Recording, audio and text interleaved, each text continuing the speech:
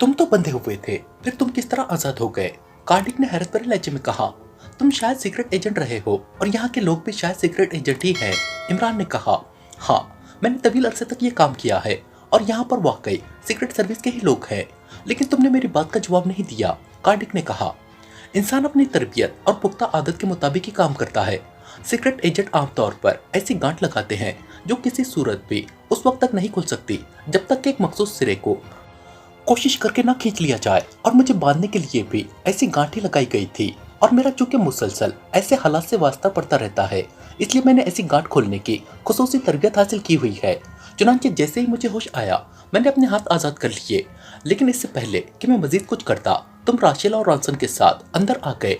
उसके बाद जब मैंने महसूस किया कि अगर तुम्हें ना रोका गया तो तुम हम पर फायर खोल दोगे, तो मैं हरकत में आ गया। वैसे तुमने जिस खूबसूरत अंदाज में मार्शल आर्ट का इंतहाई पेचीदा दाव रागाट का इस्तेमाल मुझ पर किया है, उससे मैं बेहद मुतासिर हुआ हूँ। तुम वाकई मार्शल आर्ट के माहिर हो, वरना इस हालत में अच्छे अच्छे लोग रागाट का इस्तेमाल इस खूबसूरती, फुर्ती और महारत से नहीं कर सकते। इमरान ने जवाब दिया तो कार्डिक ने बेख्तियार एक तवील सांस लिया। मुझे एतराफ़ है कि मैं वाकई तुम्हारे बारे में गलतफहमी में मुब्तला था। अगर मुझे मालूम होता कि तुम इस कदर तेज और फाल हो तो ऐसा ना होता। बहरहाल ठीक है, हालात बहरहाल बदलते रहते हैं। लेकिन अब तुम क्या चाहते हो? कार्डिक ने ठंडे लहजे में कहा तो इमरान बेख्तियार मुस्कुरा दिया। मेरे चाहने ना चाहने का सवाल नहीं है कार्डिक। जो कुछ गोल्डन स्पॉट में हो रहा है उससे पाकिस्तान की सलामती को शदीद खतरा लाक है, इसलिए अब गोल्डन स्पॉट की तबाही हमारे लिए इंतहाई जरूरी है। इमरान ने जवाब दिया, ये बात तुमने किस बुनियाद पर कर दी? हमारा एक मुल्क या हुकूमत के खिलाफ कार्रवाई करने का कोई इरादा नहीं है। हमारी तंजीम जब भी कार्रवाई करेगी बैक वक्त पूरी दुनिया के खिलाफ करेगी। कार्डिक ने कहा, मुझे मालूम है कि तुम्हारी तंजीम, जो कि दरअसल यहूदियों की तंजीम है, का असल मकसद यही है और शायद इसीलिए तुम ब्लैक थंडर का खात्मा पहले करना चाहते थे। लेकिन यह भी हतमी और मुद्दे इत्तला है कि इस मशीनरी का पहला तजुर्बा पाकिस्तान पर ही किया जाना है और इस सिलसिले में इसराइल और काफिरिस्तान के दरमियान मामला तय पा चुके हैं। वैसे पूरी दुनिया के यहूदी पाकिस्तान को अपना दुश्मन नंबर 1 समझते हैं। इमरान ने जवाब देते हुए कहा, हो सकता है तुम ठीक कह रहे हो, लेकिन मेरे जाती इल्म में ये बात नहीं है और ना ही कभी हेडक्वार्टर ने ऐसी किसी बात का इशारा किया है। लेकिन ये बात जहन में रख लो कि मेरी मौत या जिंदगी से क्रैक ऑन के मिशन पर कोई असर नहीं पड़ेगा। जो तंजीमें पूरी दुनिया पर काबिज होना चाहती हो, उनके लिए किसी एक आदमी की मौत से कोई फर्क नहीं पड़ता। कार्डिक ने कहा, मुझे मालूम है, लेकिन अगर गोल्डन स्पॉट तबाह कर दिया जाए तब क्रैक ऑन पर असर पड़ेगा और हम यहाँ तुम्हारी मौत का मिशन लेकर नहीं आए बल्कि गोल्डन स्पॉट को तबाह करने आए हैं। इमरान ने मुस्कुराते हुए जवाब दिया, ऐसा नामुमकिन है। पूरी दुनिया की फौजें और पूरी दुनिया का असला भी गोल्डन स्पॉट के खिलाफ इस्तेमाल करा दिया जाए तब भी गोल्डन स्पॉट का कुछ नहीं बिगड़ सकता। जो तंजीमें ऐसी प्लानिंग करती हैं वह ऐसे मामलों के बारे में सबसे पहले सोचती हैं। कार्डिक ने जवाब देते हुए कहा, तुम्हारी बात दुरुस्त है, वाकई ऐसा ही होगा, लेकिन इसका ये मतलब नहीं है कि गोल्डन स्पॉट नाकाबिल तस्कीर है। इमरान ने जवाब दिया, ठीक है, तुम जो कोशिश करना चाहो कर सकते हो, मुझे क्या एतराज हो सकता है? कार्डिक ने जवाब देते हुए कहा, तुम मुझे गोल्डन स्पॉट के हिफाजती इंतजाम की तफसील बताओगे और ये भी बताओगे कि वहाँ ये मशीनरी कहाँ और किस अंदाज में नस्ब की जा रही है। वहाँ का इंचार्ज साइंसदान कौन है और कितने साइंसदान और इंजीनियर काम कर रहे हैं? इमरान ने कहा, सॉरी, ऐसा मुमकिन ही नहीं है। तुम जो चाहो कोशिश कर लो, लेकिन मेरी जुबान नहीं खुल सकेगी। कार्डिक ने बड़े इत्मीनान भरे लहजे में कहा, पहली बात तो ये है कि तुम्हारे दांत में से जहरीला कैप्सूल निकाल लिया गया है, इसलिए अब तुम खुदकुशी ना कर सकोगे। दूसरी बात ये कि जब ये गोल्डन स्पॉट तुम्हारे नज़दीक हर लिहाज से नाकाबिल तस्कीर है, तो फिर इन मामूली बातों को छुपाने से तुम्हें क्या फ़ायदा होगा? मैंने तुमसे ये तो नहीं कहा कि तुम इन इंतजामात को ख़त्म करने की तरकीब बताओ। इमरान ने मुंह बनाते हुए कहा, फ़ायदा नुकसान की बात नहीं है और ये बात तय है कि तुम मालूमात हासिल हो जाने के बावजूद भी कुछ नहीं कर सकते। लेकिन इसके बावजूद मैं ज़बान नहीं खोलूंगा। तुम चाहे मेरे जिस्म का एक एक रेशा अलहदा कर दो। कार्डिक ने इंतहाई मजबूत लहजे में कहा और फिर इससे पहले कि मजीद कोई बात होती, दरवाजा खुला और जूलिया और सालेहा दोनों अंदर दाखिल हुई। यहाँ 20 अफराद थे, उन सबको खत्म कर दिया गया है। अब इसके और हमारे अलावा यहाँ और कोई मौजूद नहीं है।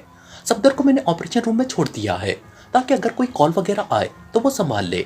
जूलिया ने रिपोर्ट देते हुए कहा, ठीक है, कैप्टन शकील बाहर मौजूद है, उसे बुलाओ। इमरान ने कहा तो जूलिया सर हिलाती हुई बाहर चली गई। तो तुमने जुबान बंद रखने का फैसला कर लिया है कार्डिक? क्या तुम्हारा यह हतमी फैसला है या इसमें कोई गुंजाइश मौजूद है? इमरान ने कहा, जो मैंने कह दिया वो फाइनल है। कार्डिक ने जवाब दिया, अच्छा, ये बात बताने में तो शायद कोई हर्ज ना हो कि अब गोल्डन स्पॉट पर तुम्हारा नायब कौन है। इमरान ने कहा। जॉर्ज है मेरा नायब, कार्डिक ने जवाब दिया। उसी लम्हे कैप्टन शकील अंदर दाखिल हुआ। उसके पीछे जूलिया भी कमरे में आ गई थी। कैप्टन शकील, कार्डिक कुछ बताने से यकसर इनकारी है, जबकि मैंने इससे बहुत सी मालूमात हासिल करनी है। मुझे मालूम है कि यह शख्स इंतहाई तरबियत याफ्ता आदमी है, लेकिन इसके बावजूद मजबूत से मजबूत आसाफ के आदमी की कुव्वत बर्दाश्त की एक हद होती है, और उस हद के बाद उसका शऊर खत्म हो जाता है और लाशऊर हरकत में आ जाता है। और मैं चाहता हूँ कि कार्डिक का लाशऊर हरकत में आ जाए। इमरान ने कैप्टन शकील से मुखातिब होकर कहा। तो फिर कैप्टन शकील ने ऐसे लहजे में कहा जैसे उसे ये बात समझ में न आई हो कि इमरान उससे ये बात क्यों कर रहा है। आप दोस्त अभी तक जजीरे के साथ मौजूद होगी और आप दोस्त के ऑपरेशन रूम में लामहला ब्लोस मीटर मौजूद होगा, जिससे पानी की गहराई नापी जाती है। इमरान ने कहा तो कैप्टन शकील बेख्तियार उछल पड़ा। ओ ठीक है, अब मैं समझ गया हूँ कि आप क्या करना चाहते हैं। मैं ले आता हूँ उसे, कैप्टन शकील ने कहा और तेजी से मुड़कर कमरे से बाहर निकल गया। ब्लोस मीटर तुमने क्यों मंगवाया है? कार्डिक ने हैरत भरे लहजे में कहा। तुमने चूंकि ताउन करने से इनकार कर दिया है, इसलिए मजबूरी है, इमरान ने जवाब दिया। मैंने पूछा है कि तुम उसका क्या करोगे? कार्डिक ने बेचैन से लहजे में कहा। ब्लोस मीटर से समंदर की गहराई नापी जाती है और मैं इससे तुम्हारी कुव्वत बर्दाश्त नापूंगा, इमरान ने मुस्कुराते हुए जवाब दिया। तुम जो चाहे कर लो, लेकिन तुम मुझसे कुछ हासिल न कर सकोगे, कार्डिक ने जवाब दिया। लेकिन इमरान ने उसकी बात का कोई जवाब न दिया। थोड़ी देर बाद कैप्टन शकील वापस आया तो उसके हाथ में एक आला मौजूद था। ये मीटर के से अंदाज में बना हुआ था। उसके साथ ही एक लंबी सी तार थी, जिसके आखिरी सिरे पर एक बड़ी सी सुई लगी हुई थी, जिसमें इंतहाई बारीक सुराख थे। इस तार को कार्डिक के सर के गिर्द लपेट दो और मीटर उसके सर के ऊपर रख दो, इमरान ने कुर्सी से उठते हुए कहा। तो कार्डिक के चेहरे पर शदीद हैरत के तासुरात उभर आए, लेकिन वो खामोश रहा। कैप्टन शकील ने इमरान की हिदायत के मुताबिक तार को कार्डिक के सर के गिर्द लपेटा और फिर मीटर उसके सर पर रख दिया। जूलिया भी ये सब कुछ खामोशी से देख रही थी, लेकिन वो खामोश थी। इमरान ने सुई को एक हाथ में पकड़ा और फिर उसने कार्डिक के सर के उगबे हिस्से को 2 उंगलियों से टटोलना शुरू कर दिया, जबकि कैप्टन शकील ने दोनों हाथों से कार्डिक के सर को अच्छी तरह पकड़ रखा था। चंद लम्हों बाद इमरान की उंगलियां एक जगह पर रुक गई और इमरान ने दूसरे हाथ में पकड़ी हुई सुई की नोक को अपनी दोनों उंगलियों के दरमियान से कार्डिक के सर के अंदर दाखिल कर दी। कार्डिक के हलक से सिसकारी से निकली, लेकिन इमरान सुई आहिस्ता आहिस्ता अंदर उतारता चला गया। उसके साथ ही उसकी नजरें सर पर मौजूद मीटर पर जमी हुई थी। जैसे ही सुई अंदर दाखिल हुई, मीटर की सुई ने इंतहाई आहिस्तगी से हरकत करना शुरू कर दिया था और चंद लम्हों बाद जब सुई तकरीबन आधी अंदर उतर गई और सुई एक मखसूस हिस्से तक पहुंची, तो इमरान ने सुई को आहिस्ता से पहले दाएं तरफ दबाया और फिर हाथ का जाविया बदलकर उसने उसे बाएं तरफ मोड़ दिया। कार्डिक के हलक से यकलक चीखें निकलने लगी, लेकिन फिर उसकी आवाज आहिस्ते होती चली गई और चंद लम्हों बाद वो खामोश हो गया। ये तो बेहोश हो गया है, सामने बैठी हुई जूलिया ने कहा। बेहोश नहीं हुआ, इसका शऊर ऑफ हो गया है, इमरान ने मुस्कुराते हुए कहा और फिर वो मुड़कर सामने की तरफ आ गया। फिर उसने खाली कुर्सी उठाई और कार्डिक के बिल्कुल करीब रखकर वो उस पर बैठ गया। कैप्टन शकील, अब तुम इसका सर छोड़ दो, अब ये इसी हालत में अकड़ा रहेगा, इमरान ने कहा। तो कैप्टन शकील ने आहिस्ता से हाथ हटा लिए और कार्डिक वाकई उसी अंदाज में बैठा रहा। उसके जिस्म ने मामूली सी हरकत भी न की थी। कैप्टन शकील, सुई के आखिरी हिस्से पर उंगली का हल्का सा दबाव डाले रखो। जब तक तुम्हारी उंगली का दबाव कायम रहेगा, इसका लाशऊर काम करता रहेगा। जैसे ही तुम दबाव हटाओगे, लाशऊर भी खामोश हो जाएगा। लेकिन ख्याल रखना, ज्यादा दबाव ना डालना, वरना फिर काम खराब हो जाएगा, इमरान ने कैप्टन शकील से मुखातिब होकर कहा। मुझे मालूम है, क्योंकि एक बार पहले भी आपने इस मीटर से काम लिया था। उस वक्त भी मैंने ही आपकी मदद की थी, कैप्टन शकील ने जवाब दिया। इसीलिए तो मैंने तुम्हें कहा है, इमरान ने कहा। तो कैप्टन शकील ने सुई के आखिरी सिरे पर उंगली रख दी। तुम्हारा नाम क्या है? इमरान ने तेज और तहकुमाना लहजे में कहा। मेरा नाम कार्डिक है, कार्डिक के मुंह से आहिस्ता से निकला। उसके बोलने का अंदाज वाकई ऐसा था जैसे वो खुद ना बोल रहा हो, बल्कि अल्फाज खुद ब खुद उसके मुंह से निकल रहे हो। गोल्डन स्पॉट किस जजीरे को कहा जाता है? इमरान ने उसी लहजे में पूछा। कोटामो जजीरे को, जवाब दिया गया। इस जजीरे के हिफाजती इंतजामात की तफसील बताओ, इमरान ने कहा। तो कार्डिक बोलना शुरू हो गया। वो आहिस्ता बोल रहा था, लेकिन मुसलसल बोल रहा था और इमरान खामोश बैठा सुनता रहा। लेकिन हिफाजती इंतजामात की तफसील सुनकर जूलिया के चेहरे पर इंतहाई हैरत के तासुरात उभर आए थे, क्योंकि बज़ाहिर ये इंतजामात ऐसे थे कि जो वाकई नाकाबिल तस्कीर थे। फिर इमरान मुसलसल कार्डिक से सवाल करता रहा और कार्डिक मुसलसल जवाब देता रहा। इमरान बड़ी तफसील से सब कुछ पूछ रहा था। हत्ता कि उसने वहां कार्डिक के मातहतों के नाम तक तफसील से पूछ लिए। ठीक है, अब सुई वापस खींच लो। इमरान ने एक तवील सांस लेते हुए कैप्टन शकील से कहा तो कैप्टन शकील ने एक झटके से सुई वापस खींच ली और उसके साथ ही कार्डिक के मुंह से कराह निकली और उसकी आंखें खुल गई। उसके जिस्म में हरकत के तासुरात फिर नमूदार होने लग गए थे। कैप्टन शकील ने तार और मीटर कार्डिक के सर से अलहदा कर दिया। ये तुमने क्या किया? मुझे बेहोश क्यों किया गया था? मेरे सर की पुष्ट पर तुमने क्या किया था? वहां तो पहले ही जख्म था। कार्डिक ने पूरी तरह शऊर में आते ही कहा तो इमरान मुस्कुरा दिया। इस जख्म की वजह से तो मैंने ब्लोज मीटर इस्तेमाल किया है, क्योंकि तुम्हारा आसाबी निजाम पहले इसकी वजह से तकलीफ में मुब्तला था। मैंने उसकी शिद्दत बढ़ा दी थी। बहरहाल तुमने मुझे वो सब कुछ बता दिया है जो मैं जानना चाहता था। इमरान ने मुस्कुराते हुए कहा, नहीं, ये गलत है, मैं तुम्हें कुछ नहीं बता सकता। कार्डिक ने कहा तो इमरान ने उसे तफसील बतानी शुरू कर दी जो कार्डिक ने लाशऊरी तौर पर उसे बताई थी। तो कार्डिक के चेहरे पर इंतहाई हैरत के तासुरात उभर आए। उसकी आंखें हैरत की शिद्दत से फैलती चली गई। ये तुम्हें सब कैसे मालूम हो गया? कार्डिक ने सरसराते हुए अंदाज में कहा तो इमरान हंस पड़ा। मेरे पास इतना वक्त नहीं है कि मैं तुम्हें इस तरीके की तफसील बता सकूं। बहरहाल मेरा काम हो गया है, इमरान ने कहा और फिर दरवाजे की तरफ मुड़ गया। इसका क्या करना है? जूलिया ने पूछा। तुम्हारे पास मशीन पिस्टल था, अगर अब भी है तो उसे इस्तेमाल करो, इमरान ने मुड़े बगैर कहा और तेज तेज कदम उठाता कमरे से बाहर आ गया।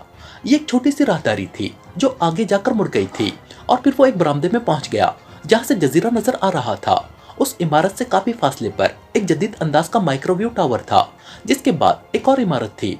इमरान ने जब टावर के बारे में सुना था तो उस वक्त वो समझ गया था कि फ्रीक्वेंसी के लिहाज से जजीरा हॉबर्टी कॉल अटेंड करने का मकसद बनता था, क्योंकि कॉल उसी टावर पर रिसीव होती थी और फिर यहाँ से कोटामो पर ट्रांसफर की जाती थी। इसलिए जब तक जवाना के दोस्त जूने ने उसे नहीं बताया था वो यही समझता रहा था कि हॉबर्टी गोल्डन स्पॉट है। चंद लम्हों बाद जूलिया और कैप्टन शकील बाहर आ गए। एक छोटे से कमरे में मेज के पीछे एक उद्दड़ उम्र आदमी बैठा हुआ था। उसके हाथ में शराब का जाम था और वो बड़े इत्मीनान भरे अंदाज में शराब पीने में मसरूफ था। ये गोल्डन स्पॉट के जेर जमीन मेन स्पॉट का चीफ सिक्योरिटी ऑफिसर क्रैफोर्ड था। मेन सेक्शन जहां इंतहाई नाजुक और जदीद साइंसी मशीनरी नस्ब थी और मजीद नस्ब की जा रही थी, जेर जमीन था, जबकि उसके ऊपर जजीरे की सतह पर जो इमारत थी उसमें उसकी मशीनरी की तनसीब के लिए सामान वगैरह तैयार किया जाता था। इसे यहाँ टूल शॉप की बजाय सिर्फ शॉप कहा जाता था। शॉप और मेन सेक्शन के दरमियान रास्ता सिर्फ अंदर से ही खोला जा सकता था। गो इस जजीरे पर किसी अजनबी के दाखिल होने का 0% भी इम्कान न था, लेकिन इसके बावजूद यहाँ उसूल बनाए गए थे और जिन पर इंतहाई सख्ती से अमल किया जाता था। इन उसूलों के तहत शॉप से कोई भी मेन सेक्शन में पहुंचने के लिए रास्ता खोलने से पहले मेन सेक्शन के इंचार्ज डॉक्टर गैरी और चीफ सिक्योरिटी ऑफिसर क्रैफोर्ड को कंप्यूटर में अलग-अलग फिटिंग करनी पड़ती थी और ये फीडिंग कोड्स में थी। जब तक ये दोनों अलग-अलग कोड्स की फीडिंग न करते ये रास्ता किसी सूरत न खुल सकता था। अलबत्ता उन्होंने अपनी सहूलत के लिए ये तरीका इख्तियार किया हुआ था कि क्रैफोर्ड ने अपने कोड मुस्तकिल तौर पर फीड किया हुआ था और अब डॉक्टर गैरी सिर्फ कोड फीड करता था और रास्ता खुल जाता था। वैसे क्रैफोर्ड का यहाँ कोई और काम न था, लेकिन इसके बावजूद वो बाकायदा ऑफिस आकर ड्यूटी देता था। गो सारा दिन सिवाय टेलीविजन देखने और शराब पीने के उसे और कोई काम न करना पड़ता था, लेकिन बहरहाल उसका ऑफिस में पहुंचना ही उसकी ड्यूटी थी और वो इंतहाई सख्ती से ये ड्यूटी देता था। यही वजह थी कि इस वक्त भी उसकी नजरें एक दीवार के सामने रखे हुए टीवी पर जमी हुई थी, जबकि उसके हाथ में शराब का जाम मौजूद था। फिर अचानक मेज पर रखे हुए फोन की घंटी बज उठी और क्रैफोर्ड ने चौंक कर फोन की तरफ देखा और फिर उसने शराब का जाम मेज पर रखा और मेज पर मौजूद रिमोट कंट्रोल को उठाकर उसने टीवी की आवाज बंद की और फिर हाथ बढ़ाकर रिसीवर उठा लिया। यस, क्रैफोर्ड बोल रहा हूँ, क्रैफोर्ड ने कहा। जॉर्ज बोल रहा हूँ। दूसरी तरफ से रेड वुल्फ के नायब जॉर्ज की आवाज सुनाई दी तो क्रैफोर्ड बेख्तियार चौंक पड़ा, क्योंकि जॉर्ज सिवाय इंतहाई जरूरत के आम तौर पर कॉल न किया करता था। इसलिए जॉर्ज का नाम सुनकर क्रैफोर्ड चौंक पड़ा था। क्या बात है जॉर्ज, खैरियत, कैसे फोन किया है? क्रैफोर्ड के लहजे में हल्की सी हैरत थी। चीफ कार्डिक टॉक्स चले गए हैं और वो वहां 2 रोज तक रहेंगे, जॉर्ज ने कहा तो क्रैफोर्ड एक बार फिर चौंक पड़ा। ओ फिर? क्रैफोर्ड ने मुस्कुराते हुए कहा। फिर चाहो तो महफिल लग सकती है, जॉर्ज ने जवाब दिया। क्या वाकई?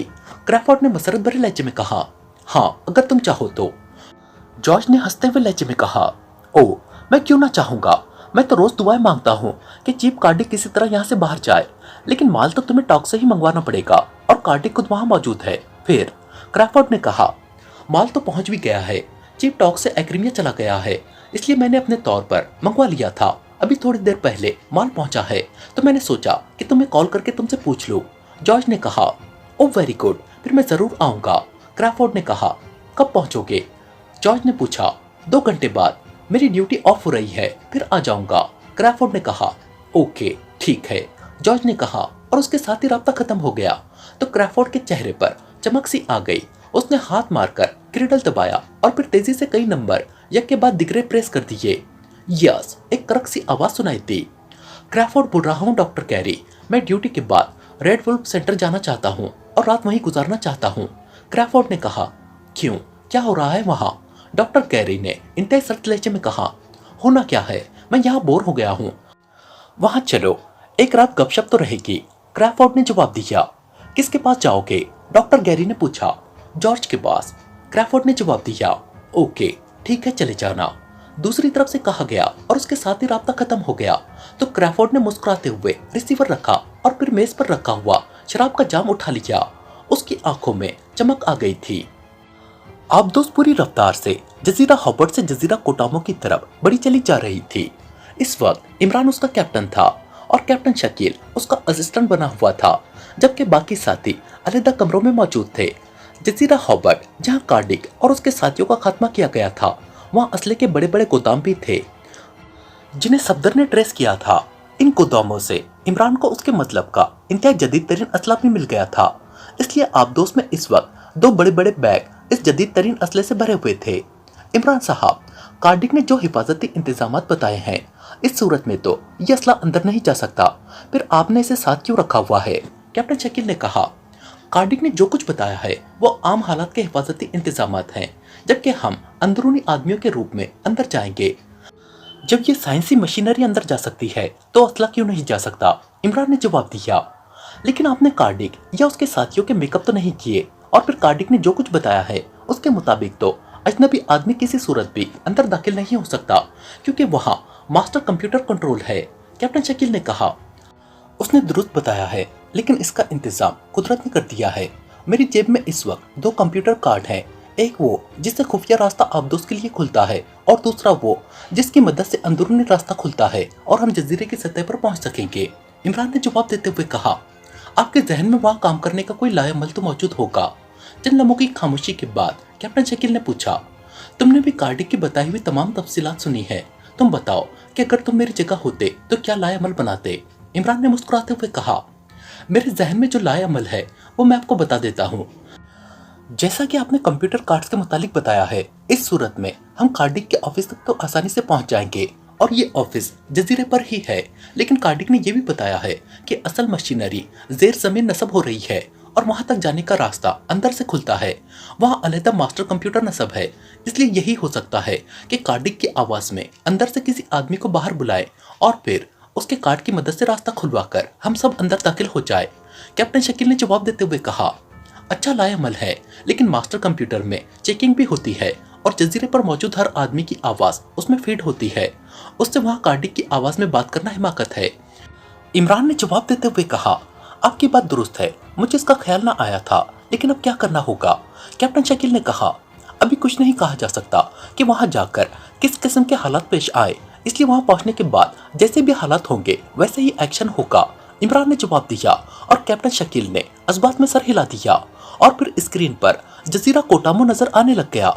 आबदोस उसी रफ्तार से आगे बढ़ी चली जा रही थी और फिर जजीरा आहिस्ता आहिस्ता करीब आता चला गया। इमरान ने आबदोस की रफ्तार आहिस्ता कर दी और फिर जजीरे के करीब पहुंचकर इमरान आबदोस को मशरिकी सिमत ले गया।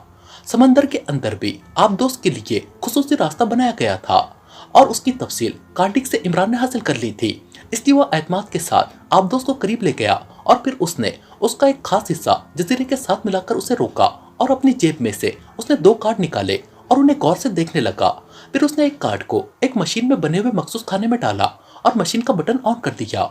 दूसरे लम्हे आबदोस में से तेज सफेद रंग की शुआ का धारा निकलकर एक जजीरे के हिस्से पर पड़ा और उसके साथ ही जजीरे के उस हिस्से का एक काफी बड़ा हिस्सा गायब हो गया। अब अंदर जाती हुई एक काफी बड़ी सुरंग नजर आ रही थी, लेकिन ये पूरी सुरंग पानी से भरी हुई थी। इमरान ने आबदोस को उस सुरंग में डाला और फिर उसे आहिस्ता आहिस्ता आगे ले गया। जब पूरी आबदोस उस सुरंग में दाखिल हुई तो सुरंग उकब में खुद ब खुद बंद हो गई। थोड़ा आगे जाने के बाद सुरंग बंद हो गई और उसके साथ ही सुरंग में मौजूद पानी तेजी से गायब होना शुरू हो गया और फिर साइड पर एक बड़ा सा प्लेटफॉर्म नजर आने लगा। आओ, इमरान ने आबदोस की मशीनरी ऑफ करते हुए कहा और फिर वो उठ खड़ा हुआ। थोड़ी देर बाद इमरान अपने साथियों समेत आबदोस से निकलकर उस प्लेटफॉर्म पर पहुंच गए। सफदर और तनवीर ने असले के थैले अपनी कमर पर लाते हुए थे। इमरान आगे बढ़ा और एक दीवार में नजर आने वाले पतले से खला के सामने जाकर रुक गया। चंद लम्हों तक वो गौर से उस खला को देखता रहा। फिर उसने जेब से एक कार्ड निकाला और उसे हाथ में पकड़ लिया। सफदर, अपने थैले में से गैस पिस्टल निकालकर मुझे दे दो। सुनो, तुम सबने यही रुकना है, मैं अकेला ऊपर जाऊंगा, इमरान ने कहा तो सबने इस्बात में सर हिला दिए। सफदर ने थैले में से गैस पिस्टल निकालकर इमरान को दे दिया। इमरान ने दूसरे हाथ में मौजूद कार्ड को उस खला में डाला और फिर अंदर की तरफ धकेल दिया। चंद लम्हों तक तो कुछ न हुआ, लेकिन फिर सरसराहट की तेज आवाज के साथ ही दीवार का एक काफी बड़ा हिस्सा गायब हो गया। उसके साथ ही अंदर जाती हुई एक और सुरंग नजर आने लगी, जिसके इख्तिताम पर सीढ़ियां ऊपर जाती दिखाई दे रही थी। सुरंग में रोशनी भी छत से निकल रही थी। इमरान ने एक बार फिर हाथ से उन्हें वहीं रुकने का इशारा किया और खुद वो तेजी से उस सुरंग में दाखिल हुआ और तेज तेज कदम उठाता आगे बढ़ता चला गया। सीढ़ियां दूर जाकर एक दीवार में खत्म हो गई थी और दीवार सपाट थी। इमरान सीढ़ियां चढ़ता हुआ ऊपर चला गया था। फिर जैसे ही उसने आखिरी सीढ़ी पर कदम रखे, सरर की आवाज के साथ ही दीवार एक तरफ हट गई और दूसरी तरफ एक बरामदा सा नजर आने लगा। इमरान ने हाथ में पकड़े हुए गैस पिस्टल का रुख बरामदे की तरफ किया और ट्रिगर दबा दिया। पिस्टल में से एक छोटा सा कैप्सूल निकलकर बरामदे में गिरा और फट गया। इमरान ने यक के बाद दिगरे 4-5 कैप्सूल फायर किए और फिर तेजी से पीछे हटकर निचली सीढ़ी पर आ गया। जैसे ही वो निचली सीढ़ी पर आया, सरर की आवाज के साथ ही दीवार एक बार फिर बराबर हो गई। इमरान ने सांस रोका हुआ था, वो तेजी से मुड़ा और नीचे आकर उसने इशारे से अपने साथियों को बुला लिया।